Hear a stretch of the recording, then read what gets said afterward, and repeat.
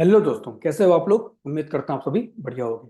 दोस्तों, हमारी सीरीज चल रही है एजोर क्लाउड की। उस सीरीज में आगे बढ़ते हैं और आज बात करते हैं एक नए टॉपिक पे, एक नई चीज पे। ठीक है दोस्तों, एजोर क्लाउड में अभी हम लोग जिस सर्विस को पढ़ रहे हैं वो सर्विस कौन सी है? वो सर्विस है दोस्तों वी नेट। फुल फॉर्म होता है वर्चुअल नेटवर्क। ठीक है। और वर्चुअल नेटवर्क, मैंने आपको स्टार्टिंग में एक बात कही थी इसके लिए कि वर्चुअल नेटवर्क एक बहुत ही लॉन्ग टॉपिक होने वाला है, बहुत बड़ा टॉपिक होने वाला है। ठीक है। इसमें हम कई सारी चीजें कवर करने वाले हैं। तो हमने मोस्टली सारी चीजें कवर कर ली हैं। लेकिन वीनेट सर्विस के अंदर एक चीज बची हुई है, एक ऑप्शन बचा हुआ है, एक टॉपिक बचा हुआ है जिसको हम लोग बोलते हैं NSG। फुल फॉर्म होता है नेटवर्क सिक्योरिटी ग्रुप। ठीक है। ये टॉपिक के बारे में जानना बहुत जरूरी है। ठीक है, ये one of the most important topic है जो वीनेट के अंदर। ठीक है। चलो समझते हैं एनएसजी क्या होता है, फिर आगे बढ़ेंगे। देखो, एजोर क्लाउड में इसे बोलते हैं एनएसजी। AWS क्लाउड में इसे बोलते हैं सिक्योरिटी ग्रुप। ठीक है। और GCP क्लाउड में इसे कहते हैं फायरवॉल। ठीक है। हम लोग लेकिन कहाँ पर, हम लोग अभी किस क्लाउड को पढ़ रहे हैं? हम लोग बात कर रहे हैं एजोर क्लाउड पे। ठीक है। तो यहाँ पे से क्या कहते हैं? यहाँ पे कहते हैं NSG, नेटवर्क सिक्योरिटी ग्रुप। अब ये नेटवर्क सिक्योरिटी ग्रुप क्या होता है, क्यों इंप्लीमेंट करते हैं, क्या यूज केस है, समझाता हूँ। ठीक है। चलो देखो, मैं फॉर एग्जांपल किसी कंपनी के लिए काम करता हूँ और उस कंपनी में ये एक एजोर अकाउंट है। ठीक है। और इस एजोर अकाउंट में एक सब्सक्रिप्शन है ना। और इसके अंदर मेरा एक रिसोर्स ग्रुप बना हुआ है। और उसके अंदर मैंने एक वीनेट क्रिएट किया, वर्चुअल नेटवर्क। और उस नेटवर्क के अंदर मान लो मैंने एक यहाँ पे VM बनाई हुई। ठीक है। और ये VM मैंने बताया है कि ये VM क्या है, एक वेब सर्वर है। मतलब इस VM पे मैं हमारी वेबसाइट डिप्लॉय करूंगा। ठीक है। मतलब ये मेरी कंपनी में जिस प्रोजेक्ट में मैं काम कर रहा हूँ उसकी मेन VM है, प्रोडक्शन की एक VM मान लो। ठीक है। अब ये एक VM है। अब इस VM पे मैंने मान लो VM क्रिएट कर दिया। मैं कंसोल पे गया, एजोर कंसोल पे गया, VM वाली सर्विस पे गया, वहां पे क्रिएट पे क्लिक किया, क्लिक क्लिक किया, सब कॉन्फ़िगरेशन मैंने डिफाइन करा कि ये इमेज चाहिए, ये टाइप चाहिए, सब डिफाइन किया और क्रिएट कर दिया मैंने। है ना, मेरा VM बन चुका है। अब VM बना देना बस तो काम नहीं होता है। अब इस VM पे एक्टिविटीज होंगी। ठीक है। इस VM को लोग कनेक्ट करेंगे, इस पे काम करेंगे, इसमें सॉफ्टवेयर इंस्टॉल करेंगे। ठीक है। उस सॉफ्टवेयर को आप इंटरनेट से एक्सेस करोगे। ठीक है। आप मान लो इसमें आप एक वेबसाइट डिप्लॉय करते हो, उसको लोग इंटरनेट से एक्सेस करेंगे। मतलब इस VM के अंदर अभी मल्टीपल एक्टिविटी होने वाली है। ठीक है। अब एक्टिविटीज का मतलब क्या? कि इस मशीन पे काम करने के लिए या फिर जो भी एक्टिविटी होगी उसके लिए लोग बाहर से रिक्वेस्ट करेंगे। रिक्वेस्ट मतलब इंटरनेट से रिक्वेस्ट करेंगे। ठीक है। अब ये रिक्वेस्ट कर रहे हैं। अब रिक्वेस्ट क्या हो रही है? इस VM पे आ रही है। इसे हम लोग क्या बोलते हैं? इसे हम लोग कहते हैं इनबाउंड रिक्वेस्ट। मतलब ये VM की तरह एक VM की तरफ एक रिक्वेस्ट आ रही है, इसे हम क्या कहते हैं? Inbound request. तो ये एक इनबाउंड रिक्वेस्ट है। ठीक है। अब मान लो ये रिक्वेस्ट इस मशीन को कनेक्ट करने के लिए आ रही है। कनेक्ट करने के लिए हम क्या यूज करते हैं? अगर लिनक्स बेस्ड मशीन है तो हम लोग यूज करते हैं SSH, है ना। और अगर विंडो बेस्ड मशीन हम लोग यूज करते हैं RDP। अब मैं चाहता हूं कि इस मशीन को कुछ स्पेसिफिक लोग ही कनेक्ट कर पाए, कुछ स्पेसिफिक लोग ही SSH कर पाए। ठीक है। कुछ स्पेसिफिक लोग ही RDP कर पाए। ये मेरा चाहना है, ये मेरी कंपनी की रिक्वायरमेंट है। ठीक है। तो मुझे उसके लिए एक रूल लिखना पड़ेगा, एक रूल बनाना पड़ेगा कि भाई इस VM पे अगर कोई रिक्वेस्ट कर रहा है, इनबाउंड रिक्वेस्ट कोई आ रही है, तो सिर्फ अगर यहाँ से रिक्वेस्ट आ रही है तो उसको अंदर आने देना, वरना मत आने देना। ठीक है। उसके बाद मान लो इसमें मैंने एक वेबसाइट डिप्लॉय कर दी, फॉर एग्जांपल मैंने फेसबुक की साइट डिप्लॉय कर दी। अब उसको लोग इंटरनेट से एक्सेस करेंगे। तो कैसे करेंगे? इस मशीन के पब्लिक IP लेके जाएंगे और इंटरनेट पे हिट मारेंगे। तो हिट कैसे करते हैं उन लोग? हिट ऐसे करते हैं ना, HTTP:// और पब्लिक IP जो VM की वो डालेंगे। है ना। अब ये कर क्या रहे हैं? ये HTTP के थ्रू कनेक्ट कर रहे हैं। मतलब अगर आपने HTTP के थ्रू कनेक्ट किया तो भी, अगर मान लो ये आपका लैपटॉप है, ये आपका पर्सनल लैपटॉप है, ये आपने यहाँ पे हिट किया।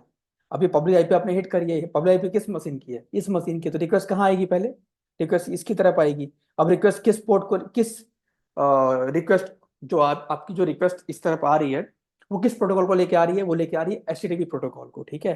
तो अगर आपने इस मशीन पे HTTP प्रोटोकॉल को ऑन किया है कि अगर कोई HTTP करे तो उसे आने देना, तो वो आ पाएगा ना? नहीं आ पाएगा। और मैं चाहता हूं कि अगर कोई इस मशीन पे HTTP प्रोटोकॉल लेने आए तो एक स्पेसिफिक बंदा है, एक स्पेसिफिक सोर्स आए, हर कोई ना आ पाए। ठीक है। मतलब ऐसे मुझे मल्टीपल कई सारे रूल्स इंप्लीमेंट कर रहे हैं इस वीएम के लिए। इस वी और किसके लिए इंप्लीमेंट करना है? इनबाउंड रिक्वेस्ट के लिए। मतलब कौन इस मशीन पे आ सकता है, कोई भी सर्विस लेने आए, कोई भी प्रोटोकॉल के थ्रू आए, चाहे मशीन कनेक्ट करने आए या फिर इंटरनेट से साइट को एक्सेस करने आए, किसी भी काम के लिए आए, मैं चाहता हूँ कि मैं यहाँ पे इसकी रूल लगा दूँ, सेट ऑफ रूल्स लगा दूँ। ठीक है। मल्टीपल रूल्स यहाँ पे इंप्लीमेंट कर दूँ कि सिर्फ अगर कोई एक्सेस करने आ रहा है तो सिर्फ इस सोर्स से आए तो ही वो एक्सेस कर सकता है, वरना हर कोई नहीं कर सकता। ठीक है। तो ये सारे रूल्स को कॉन्फ़िगर करने के लिए हमें एजोर क्लाउड में सर्विस मिलती है एनएसजी की, नेटवर्क सिक्योरिटी ग्रुप की। आप नेटवर्क सिक्योरिटी ग्रुप में जाओ, वहां पे अपने क्रिएट रूल पे क्लिक करो और सारे रूल्स यहाँ पे इंप्लीमेंट करो।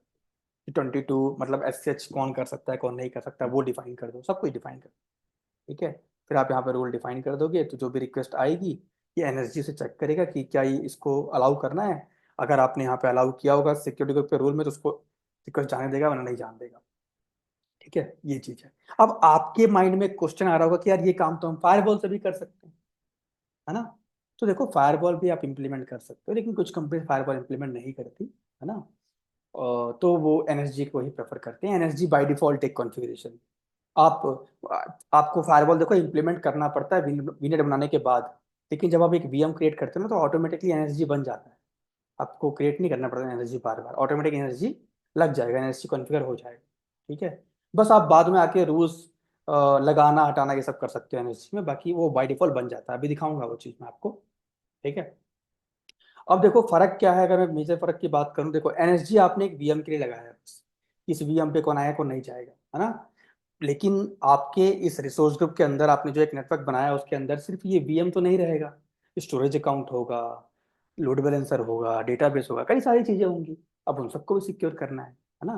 तो ये जो एनएसजी है वो किसके लिए बना है? सिर्फ इस वीएम के लिए। बाकी चीजें सिक्योर कैसे होंगी उसके लिए क्या करना पड़ेगा? हमें फायरवॉल लगाना पड़ेगा। तो उसके लिए मैंने यहाँ पे बाहर नेटवर्क के बाहर फायरवॉल लगा दिया। तो ये फायरवॉल मेरे पूरे नेटवर्क को सिक्योर कर रहा है। ये एनर्जी तो मुझे सिर्फ इस वीएम को सिक्योर कर रहा है, बट ये फायरवॉल मेरे कंप्लीट नेटवर्क को सिक्योर कर रहा है। ठीक है, हर सर्विस से सिक्योर हो रही है ना? ये सारी चीजें मेरा स्टोरेज अकाउंट भी सिक्योर, सब कुछ सिक्योर हो रहा है। बस मैंने फायरवॉल के बाहर इंप्लीमेंट कर दिया इस नेटवर्क के बाहर। तो फायरवॉल थोड़ा एडवांस लेवल की सिक्योरिटी प्रोवाइड करता है, थोड़ा एडवांस लेवल से सिक्योरिटी वगैरह चेक करता है, एडवांस लेवल से रिक्वेस्ट वगैरह को एनालाइज करता है। ठीक है। लेकिन एनर्जी क्या है, आपने सिंपली जो रूल डिफाइन किया है उसके थ्रू लोग आएंगे और चले जाए, है ना? ये फर्क है। चलो, तो अभी करते हैं इसका प्रैक्टिकल, एनर्जी का तो समझ पाओगे, है ना? तो चलता हूँ मैं यहाँ पे। मेरे पास देखो अभी कोई रिसोर्स ग्रुप नहीं है, तो मैं अभी क्रिएट कर लूंगा मैं भी एक वीएम बनाता हूँ। ठीक है। तो दिखाता हूँ आपको एनर्जी का प्रैक्टिकल। तो मैंने यहाँ पे क्रिएट पे क्लिक किया, एजूर वर्चुअल मशीन पे क्लिक किया।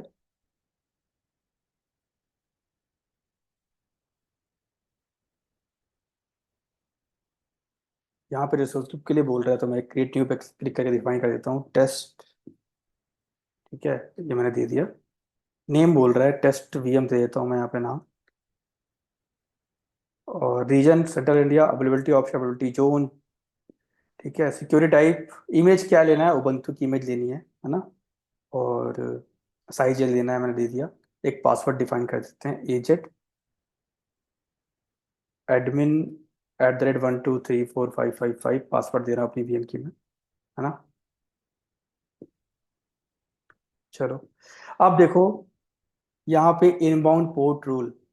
अब देखो अलाउ सिलेक्टेड पोर्ट्स, ये बोल रहा है कि आप यहीं पे बैठ के, अब देखो अगर मैं इसको अलाउ कर दूंगा ना, एसएच मान लो मैंने दे दिया, क्या हो जाएगा, क्रिएट कर दिया, तो बाय डिफॉल्ट ही मेरा एनर्जी बन गया। मतलब मैं जब ये वीएम क्रिएट करता हूँ तो ऑटोमेटिकली बाय डिफॉल्ट एनर्जी भी बन जाता है, नेटवर्क सिक्योरिटी ग्रुप भी बन जाता है। हमें बार बार ऐसा नहीं होता कि हमें पहले वीएम बना लो उसके बाद में जाके सिक्योर एनर्जी क्रिएट करो, नहीं, वीएम के साथ एनर्जी बन जाएगा। और देखो यहाँ पे बोल रहा है कि क्या एनर्जी के साथ आपको ये रूल इंप्लीमेंट करना है, एसएच वाला रूल, 22 पोर्ट वाला रूल। इसका मतलब क्या है कि जो मेरी मशीन बनेगी उसको कोई भी एक्सेस कर सकता है, अगर मैं यहाँ पे टिक कर दूँ। मैं चाहता हूँ कि भाई अभी छोड़ दो, मैं बाद में वो सब इंप्लीमेंट करूंगा, तो मैंने डन कर दिया। ठीक है। और नेक्स्ट नेक्स्ट करके बस आप क्रिएट कर लो। ठीक है। देखो, तो यहाँ पे बोल भी रहा है एनआईसी नेटवर्क सिक्योरिटी ग्रुप कौन सा चाहिए आपको, बेसिक वाला चाहिए कि एडवांस वाला चाहिए? अगर आप ऐसे नेक्स्ट नेक्स्ट करके क्रिएट कर दोगे तो क्या होगा, एक बेसिक वाला आपका नेटवर्क सिक्योरिटी ग्रुप वीएम के साथ लग जाएगा। अगर आपको नेटवर्क सिक्योरिटी ग्रुप लगाना ही नहीं है वीएम पे, नन पे क्लिक कर दो। ठीक है। तो ये चीज़ है। बेसिक पे मैंने किया क्लिक और नेक्स्ट कर दिया।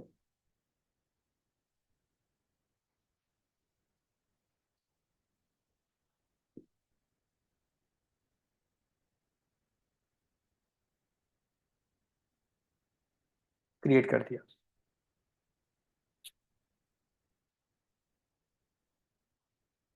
तो मोस्टली हम लोग कंपनी में क्या करते हैं, हम लोग ऐसे वीएम क्रिएट करते हैं और नेटवर्क बाय डिफॉल्ट जो भी है नेटवर्क सिक्योरिटी ग्रुप लग रहा होगा वही हम लगा के क्रिएट कर लेते हैं। और उसमें जो रूल्स वगैरह होता है वो बाद में ऐड और डिनाई मतलब ऐड और रिमूव बाद में करते रहते हैं, उससे कोई दिक्कत नहीं। ठीक है। तो अब मेरी वीएम बन जाएगी। और बिना नेटवर्क सिक्योरिटी ग्रुप के आप अपनी वीएम पे कोई एक्टिविटी कर भी नहीं सकते। अगर एनएसजी पे एक्सेस का रूल लगा हुआ है और आपकी आईपी वहां पे है, मतलब अब कि आप एक्सेस कर सकते हो, तभी आप एक्सेस कर पाओगे, वरना आप एक्सेस नहीं कर पाओगे एनएसजी को। देखो दिखाता हूँ मैं। ये मेरी वीएम है, इसको पे क्लिक करता हूँ,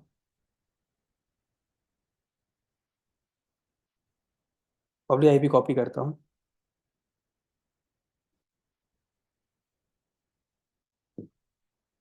ठीक है।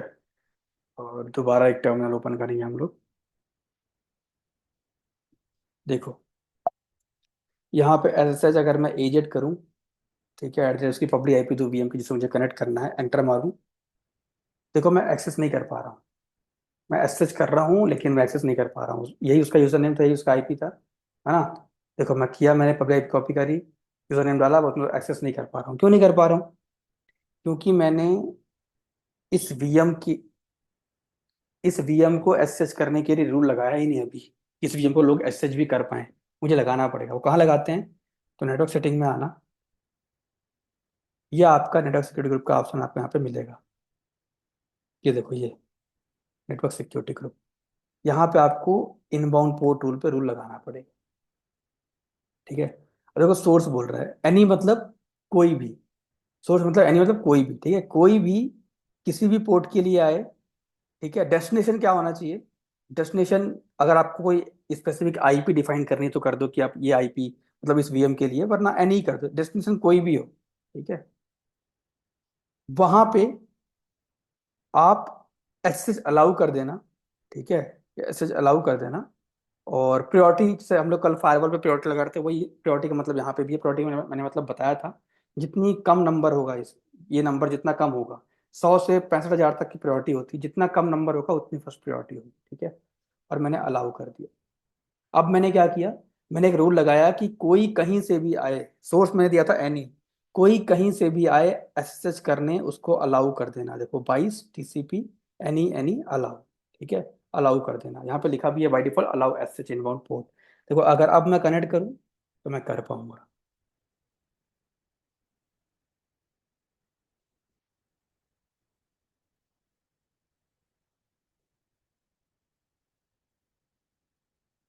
देखो मैं कर लिया एसएच, है ना।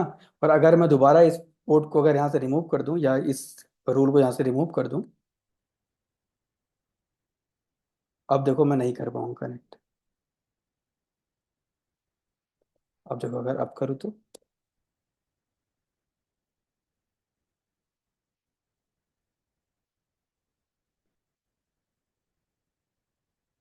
ये कैशे से उठा रहा है। ठीक है।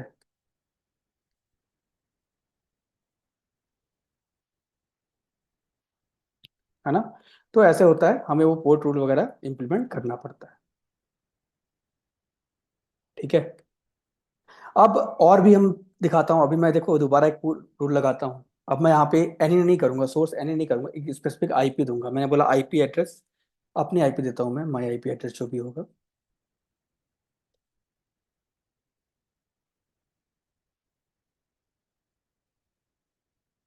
देखो ये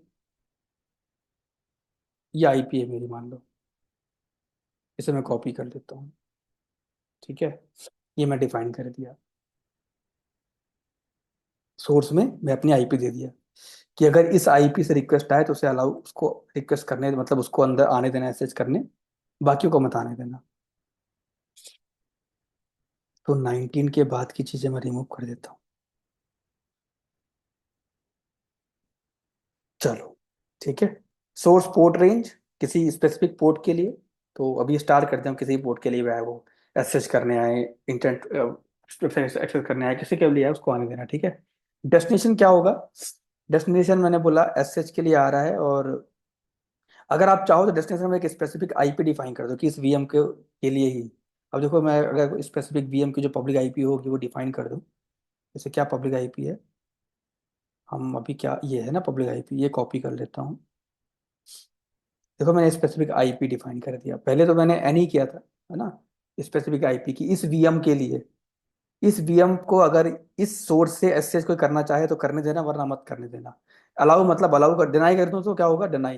अब देखो मैं कर नहीं पाऊंगा कनेक्ट, मैंने ऐड कर दिया, अब मैं कनेक्ट नहीं कर पाऊंगा, डिनाई करा है मैंने। डिनाई करना है उसको, ठीक है। देखो, देखो मैं नहीं कर पा रहा हूँ, कोई आउटपुट नहीं दे रहा है एक्सेस, क्योंकि डिनाई है ना, रूल डिनाई किया है मैंने। लेकिन अगर मैं अलाउ कर दूं, देखो डिनाई है ना, इसको अगर मैं अलाउ कर दूं, यहाँ पे क्लिक करूं और अलाउ कर दूं और सेव कर दूं, देखो मैं एक्सेस कर पाऊंगा। तो बहुत सिंपल चीज नहीं है एनएससी, बहुत सिंपल है एनएससी। देखो, अगेन वो कैशिंग लेता है, ठीक है। जो मेरा ये टर्मिनल है ना, मैक का टर्मिनल, वो कैशिंग लेता है कि पहले आपने कनेक्ट किया तब कर, अब देखो दोबारा ओपन करो तो नहीं हो पाएगा, मतलब हो जाएगा, मैंने वही उसको अलाउ किया ना, देखो।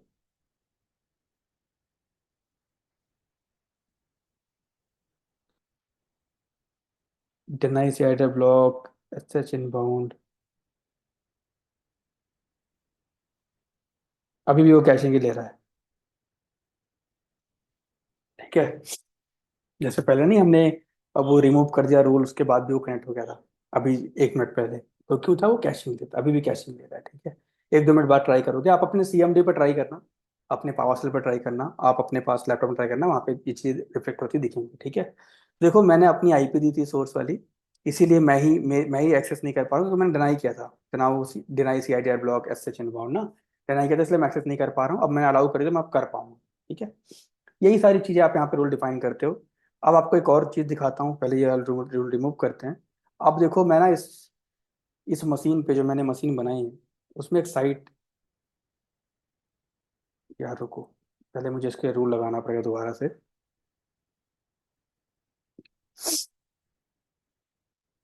जहाँ पे कस्टम एसएसएच और अलाउ कर देना, एनी एनी, ठीक है। अभी देखता हूँ, अब अगर मैं देखो एसएच करूँ इस वीएम को,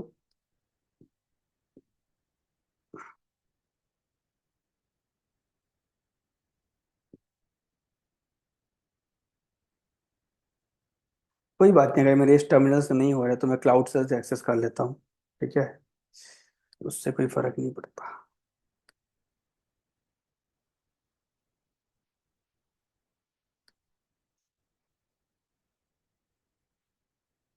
यार यहाँ पे मुझे ना वो क्रिएट करना पड़ेगा by default storage cloud shell के लिए, तो मैं अभी इसे यहीं से ट्राई कर लेता हूँ। मैंने अलाउ तो कर दिया है, ठीक है।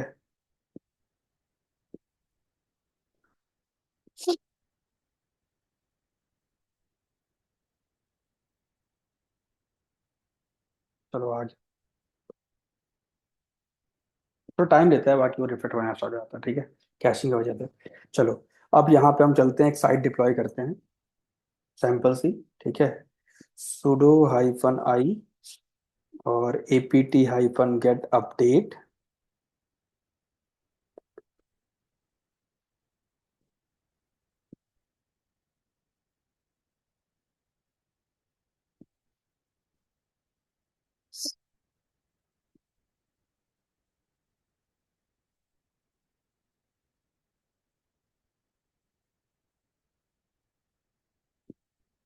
nginx इंस्टॉल कर लेते हैं, apt hyphen get install nginx, ठीक है। nginx क्या है, एक वेब सर्वर है ना।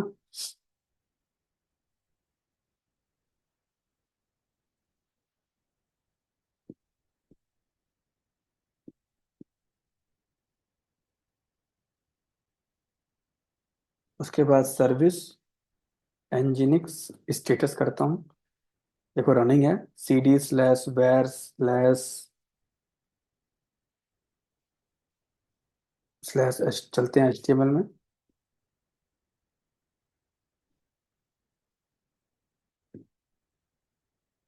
इंडेक्स रिमूव करता हूँ। यहाँ पे एक नई फाइल क्रिएट कर देते हैं, बिम index dot H T M L. I press करता हूँ, welcome to my website. क्या इसे सेव कर लेता हूँ और एक बार एनजीएस को रीस्टार्ट कर लेता हूँ। अब देखो, मैंने इसमें एक साइट डिप्लॉय करी है, ठीक है। अब इस साइट को मैं इंटरनेट पे एक्सेस करता हूँ, हिट करता हूँ, मतलब ये जो क्लाउड, ये सब्सक्रिप्शन, रिसोर्स ग्रुप, ये वीनेट, यहाँ पे एक वीएम, इसमें मैंने एक साइट डिप्लॉय कर दी है ना। अब बाहर से बैठ के, जो मेरा लैपटॉप है वहां से बैठ के मैं अपना क्रोम वगैरह में जाके यहाँ से बैठ के इंटरनेट के थ्रू इस वीएम को एक्सेस करता हूँ ताकि मैं साइट देख पाऊँ, है ना। मैं रिक्वेस्ट करूंगा यहाँ से बैठ के। तो कैसे रिक्वेस्ट करेंगे, पब्लिक आईपी की कॉपी कर लेंगे, क्योंकि हम किसी मशीन को बाहर से एक्सेस कैसे करते हैं, पब्लिक आईपी के थ्रू, है ना। तो इस मशीन की पब्लिक आईपी कॉपी करता हूँ और यहाँ पे हिट करता हूँ। देखो, एंटर मारा मैंने। देखो, ये लोड हो रहा है, मुझे कुछ आउटपुट नहीं दे रहा है, ठीक है। मतलब यहाँ से मैंने अपने, ये मेरा लोकल लैपटॉप है, यहाँ से बैठ के मैंने वो आईपी को इंटरनेट पे हिट किया, मेरे क्रोम ब्राउजर पे जाके इंटरनेट के थ्रू मैं एक्सेस करने की कोशिश कर रहा हूँ उस वीएम को, है ना। तो रिक्वेस्ट इस वीएम की तरफ जा रही है, लेकिन यहाँ पे जो बाय डिफॉल्ट एक नेटवर्क सिक्योरिटी ग्रुप लगा हुआ है, उसमें मैंने ये रूल ही डिफाइन नहीं किया कि अगर कोई इंटरनेट के थ्रू मेरी साइट को एक्सेस करना चाहे, जो इसमें वेबसाइट चल रही है उसको एक्सेस करना चाहे, मेरी वीएम को एक्सेस करना चाहे, तो उसको अलाउ करना है कि नहीं, ये मैंने रूल डिफाइन नहीं किया। अब वो रूल कहाँ डिफाइन करना पड़ेगा, नेटवर्क सिक्योरिटी ग्रुप में, है ना। कैसे करते हैं, अगेन वहीं पे जाओ, और अभी जो मैंने रिक्वेस्ट किया था वो एक अनसिक्योर रिक्वेस्ट था। तो जब आप इंटरनेट पे जाके कोई अनसिक्योर रिक्वेस्ट को हिट करते हो तो आप एक एचटीटीपी प्रोटोकॉल यूज करते हो। कौन सा प्रोटोकॉल यूज करते हो, एचटीटीपी प्रोटोकॉल, जो 80 पोर्ट पे चलता है। अब ये सारी चीजें मैं आपको, देखो बेसिक चीजें पता होनी चाहिए, ठीक है। सोर्स, जैसे मान लो मैंने एनी कर दिया कि कोई भी कहीं से भी एक्सेस कर लेना, अगर मेरे को कोई स्पेसिफिक आईपी डिफाइन करना है तो मैं माई आईपी कर दूंगा, तो ऑटोमेटिक मेरी आईपी ले लेगा, उठा लेगा यहाँ पे, ठीक है। माई आईपी मतलब जो मेरे लैपटॉप की आईपी होगी वो आईपी ले लेना, माई आईपी, सिर्फ मेरे लैपटॉप से ही मैं एक्सेस कर पाऊँ इस वीएम को, और कोई ना कर पाए। अगर आपको कोई और आईपी डिफाइन करनी है, वो आईपी डिफाइन कर दो, कंपनी आपको देगी कि भाई इसका आईपी अलाउ कर देना। अगर आप तक सभी एक्सेस कर पाए तो सभी को डिफाइन कर दो कि सब एक्सेस कर ले मेरी वीएम को इंटरनेट से, तो मैंने एनी कर दिया। फिर पोर्ट क्या है, तो देखो सर्विस एचटीटीपी के लिए लोग आ रहे हैं, है ना, अनसिक्योर ट्रैफिक को अनसिक्योर प्रोटोकॉल के थ्रू एक्सेस कर रहे हैं, तो 80। उसके बाद अलाउ कर देना। अब ऐड कर दूंगा, देखो। इसके बाद अगर मैं साइट को एक्सेस करना चाहूँ इंटरनेट से तो मैं कर पाऊंगा, तो मैंने अलाउ कर दिया। आईपी मैंने कॉपी कर ही रखी है। न्यू इनकॉग्निटो विंडो खोलते हैं, इसको पेस्ट करते हैं, एंटर करते हैं। ये देखो, वेलकम टू माई वेबसाइट, ठीक है। तो मैं एक्सेस कर पा रहा हूँ। इसके पहले एक पॉपअप आया था, वो उसका मतलब ये था कि आप अनसिक्योर साइट को एक्सेस कर रहे हो, कि आपको सही में करना है। मैंने बोला हाँ, प्रोसीड टू चेक, कर दिया मैंने, ठीक है। तो ये है दोस्तों एनएसजी का पूरा खेल, ठीक है। इस वीएम के ऊपर कौन आएगा कौन नहीं आएगा, कैसे रूल इंप्लीमेंट करने हैं कैसे नहीं करने हैं, किसको अलाउ करना है किसको नहीं करना है, वो सब आप यहाँ पे आके डिफाइन करते हो। अगर मान लो आप वीएम पे कोई काम कर रहे हो, ठीक है, आपने मान लो एक वीएम बना ली, उस वीएम को बाहर से एसएसएच कर रहे हो और वो नहीं कर पा रहे हो, सबसे पहले आके चेक करना सिक्योरिटी ग्रुप में, क्यों नहीं कर पा रहा हूँ, क्या सिक्योरिटी ग्रुप में 24 अलाउ है ना, और मेरी आईपी अलाउ है। अगर है तभी कर पाऊंगा, नहीं तो नहीं कर पाऊंगा। अगर आप इंटरनेट से कोई आना चाह रहा है आपकी वीएम की तरफ और वो बोल रहा है कि मुझे मैं एक्सेस नहीं कर पा रहा हूँ साइट पे, तो आके यहाँ पे चेक करो, ठीक है। आपने वीएम पे एक जेनकिंस वगैरह इंस्टॉल किया हुआ है। अब जेनकिंस किस पोर्ट पे चलता है, जेनकिंस चलता है 8080 पोर्ट पे। तो आपको इनबाउंड रूल पे जाके 8080 पोर्ट इनेबल करना पड़ेगा। अगर कोई मेरी इस वीएम पे जेनकिंस वगैरह डिप्लॉय कर दे, जेनकिंस वगैरह रन कर दे, और उससे बाहर से इंटरनेट के थ्रू जेनकिंस को एक्सेस कर रहा है, तो हम कैसे करते हैं जेनकिंस को एक्सेस, जो आपकी मशीन की आईपी होगी वो आईपी डालोगे और साथ में उसका पोर्ट डालोगे। या आपने पोर्ट डाल दिया, ठीक है, अब एंटर मार दिया आपने। अब ये आईपी के लिए हो सकता है कि आपने अलाउ किया हो कि कोई भी इंटरनेट से आए तो एक्सेस कर पाए, जहां पे आप एचटीटीपी प्रोटोकॉल डिफाइन करते हो कि कोई भी आए एक्सेस कर पाए, तो अभी हमने किया। लेकिन ये 8080 तो अलाउ किया नहीं है कि अगर कोई 8080 भी लगा के आ रहा है, 8080 के थ्रू भी आ रहा है, उसको आने देना। नहीं कर पा रहा है, एक्सेस नहीं खुल पा रहा है, तो दोबारा आके यहाँ पे 8080 पोर्ट भी इनेबल करो। अब वो कैसे करोगे, देखो यहाँ पे बाई डिफॉल्ट 8080 दिया ही हुआ है, और ऐड कर लेना, ठीक है। तो यही है अब देखो यहाँ पे आप अगर आओगे तो आपको बहुत सारी चीजें, बहुत सारे प्रोटोकॉल पहले से लिखे लिखे मिल जाएंगे, जैसे आरडीपी का मिल जाएगा, ना, बहुत सारे मिल जाएंगे। अब आपको कोई कस्टम पोर्ट डिफाइन करना है, कस्टम। जैसे मान लो मुझे एक वीपीएन, फॉर एग्जांपल मुझे इस वीएम पे वीपीएन कॉन्फ़िगर करना है इस वीएम के ऊपर। एग्जांपल मैं आपको एक बता रहा हूँ बस, कि आपको इस मशीन के ऊपर एक ओपन वीपीएन कॉन्फ़िगर करना है। ठीक है, 1 2 3 2 5 उसका पोर्ट होता है। ठीक है, अब ढूंढो यहाँ पे कहीं वीपीएन का नाम आ रहा है। अगर वीपीएन प्रोटोकॉल का नाम होगा तो ऑटोमेटिक वो आ जाएगा आपके पोर्ट के साथ। जैसे मान लो, देखो जहाँ जैसे यहाँ पे ये रेडिस का नाम दिया हुआ है, मैंने क्लिक किया, देखो रेडिस का ऑलरेडी पोर्ट आ गया 6379। लेकिन वीपीएन का यहाँ पे प्रोटोकॉल नेम दिया नहीं हुआ है।